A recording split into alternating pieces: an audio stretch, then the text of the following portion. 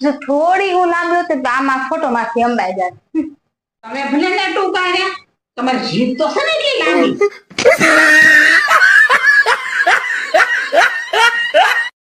બધામાં બહુ દુખે છે, મારે કસરતમાં જવું છે. એટલે કાંઈ વાંધો નહીં, હું તમને પૈસા આપી તમે કસરતમાં જઈ આવજો હો.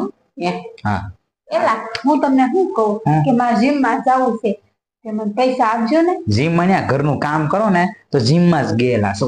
કે મમ્મી ને કયો કસરા ફોટા કરે ને તો કસરત જ કરે.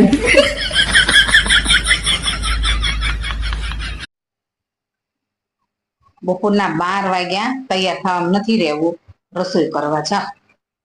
મમ્મી મને તો ક્યાં રસોઈ ફાવે જ છે. તો લગ્ન પહેલા તમારે કહેવાય ને.